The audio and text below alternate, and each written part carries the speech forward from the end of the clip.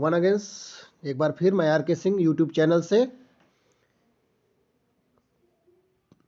Electrical fourth semester, CS fourth semester और civil fourth semester के बच्चों के लिए कंजर्वेशन ऑफ एनर्जी के चैप्टर फर्स्ट का लेक्चर 3 लेके आया हूँ।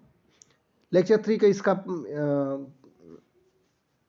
इसका आज का टॉपिक है कि भारत में ऊर्जा का भविष्य क्या होना चाहिए। तो चलिए, भारत में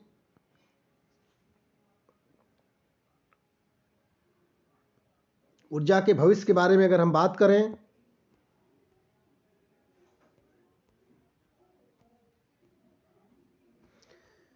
तो भारत में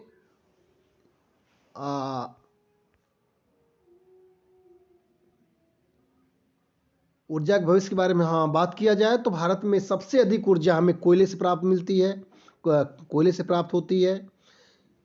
सबसे अधिक ऊर्जा कोयले से बनती है। लगभग 55% प्राथमिक ऊर्जा का उत्पादन कोयले से ही होता है और प्राथमिक ऊर्जा उत्पादन में तेल की हिस्सेदारी 20% से गिरकर सिर्फ 17% रह गई है।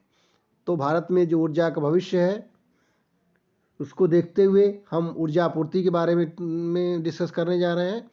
तो पहला इसमें हम ले रहे हैं कोयला। कोयले का भंडारण क्या है। तो देखा जाए कि भारत के पास कोयले का एक विशाल भंडार है। लगभग 84,396 मिलियन टन निकालने योग्य कोयला सन 2003 के अंत तक था। यह दुनिया के भंडार का लगभग 86% 86% है तथा आज के उत्पादन के हिसाब से यह लगभग 230 साल के बाद समाप्त हो सकता है। तो कोयले के बारे में हमने देख लिया।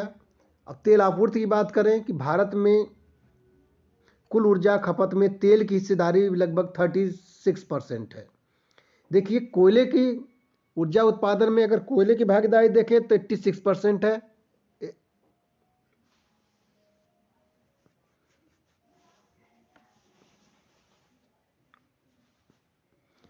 और तेल के बारे में अगर देखा जाए तो इसकी हिस्सेदारी लगभग 36% है। आज भारत दुनिया के शीर्ष 10 तेल उत्पादक देशों में से एक है और जल्द ही चीन और जापान के बाद एशिया में तेल के तीसरे सबसे बड़े उपभोक्ता के रूप में कोरिया से आगे निकल सकता है। ये तेल आपूर्ति की बात हो गई।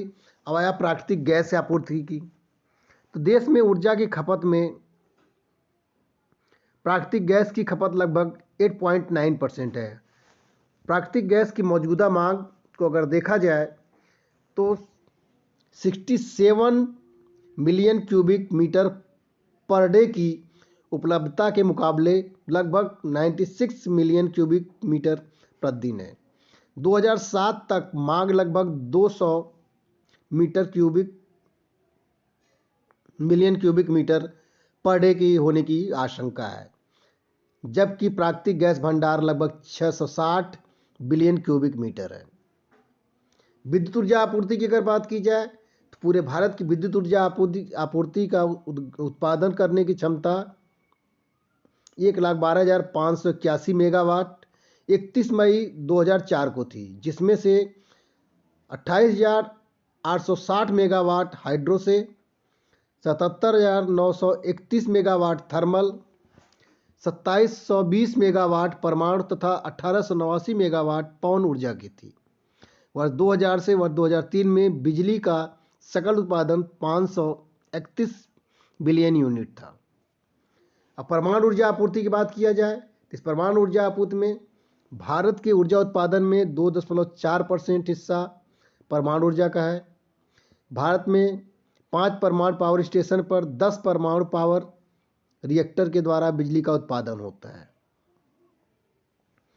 हाइड्रो पावर सप्लाई की बात करें, भारत में ऊर्जा की क्षमता पानी के द्वारा काफ़ी अधिक है, परंतु अब तक केवल 15% जल के द्वारा ही बिजली का उत्पादन किया जा रहा है। तो देश की कुल उत्पन्न इकाइयों में पन बिजली की हिस्सेदारी में लगातार कमी आ रही है। तो इस तरह से हमने ये देखा ऊर्जा की बात, ऊर्जा आपूर्ति की बात, कहाँ कहाँ से आपूर्ति होती है, भारत में ऊर्जा का भविष्य क्या है और ऊर्जा की आपूर्ति हमारा कोयले से होती है, तेल से होती है, प्राकृतिक गैस की आपूर्ति प्राकृतिक गैस से होती है, विद्युत ऊर्जा से होती है, परमाणु ऊर्जा से होती है और हाइड्रो पावर सप्लाई से होती है।